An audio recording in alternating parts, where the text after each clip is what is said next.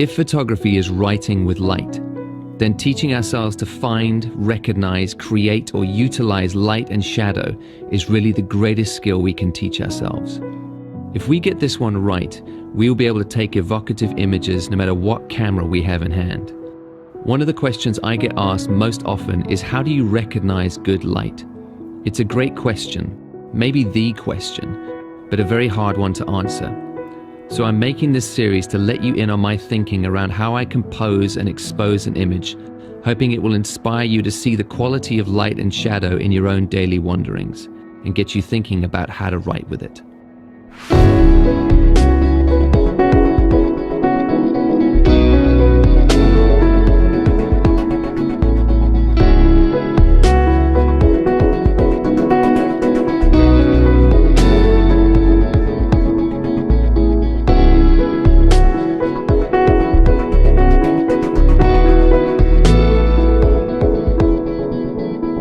So you might be walking around with your friends and want to take a quick portrait, but you need to find natural light that works for it. You don't have strobes or a studio, so you need to find light that's available that's going to make them look good. So Sarah and I have just been walking around London and we found this cool little alleyway which will demonstrate this quite well. It's nice and long, so if I shallow the depth of field, there's going to be a nice sense of depth in the background.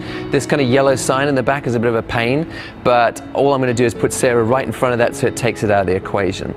And then in terms of light, if you look behind me, there is a nice big open area above and nice and high where the light's coming from. It's not direct sunlight, it's indirect light, and that's what's going to light her, that kind of one big light source above.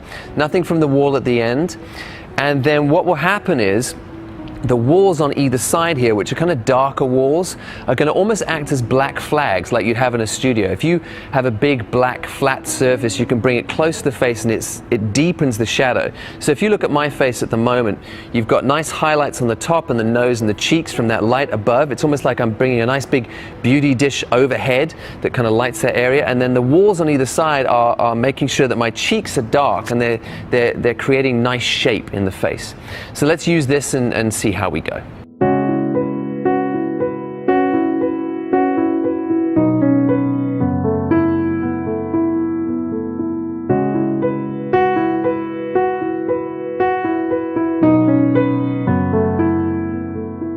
So the shots we're getting aren't bad, but unfortunately, because the light's so high, it's creating kind of panda eyes. You can see on my face at the moment, the eye sockets are just too dark because the light is really high.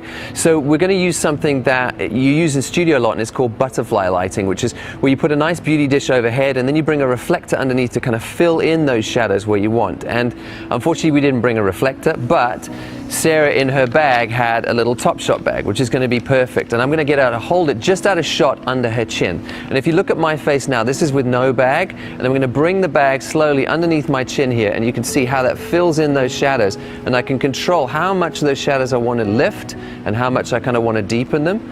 And just having a piece of white paper or anything white like this will give you the option to sort of play with those shadows and put them where you want.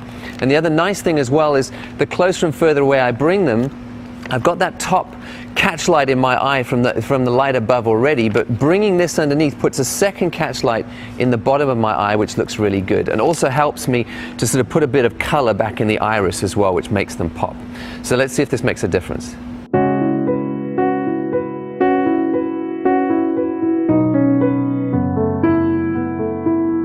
So for camera, I'm using my Fuji X-T20 with the 35mm f1.4 on it. F1.4 is nice in this case because it's going to give me that shallowing of the depth of field and a really nice slice of focus that gives depth to the shot and shows kind of the depth of the alley. But it also gives me a bit more width than a traditional portrait lens, like a 50 on this would be about an 85. But that would kind of kill some of the context, and I want the context in the shot as well. Settings on the camera are f1.4. I want that shallow depth of field. I'm on 1/500th of a second, so no chance of motion blur because I'm shaking or anything like that. That's going to be rock solid. And I'm on ISO 200. For those who care, I'm shooting with the classic chrome preset. I just like it as kind of a base color mix to edit from.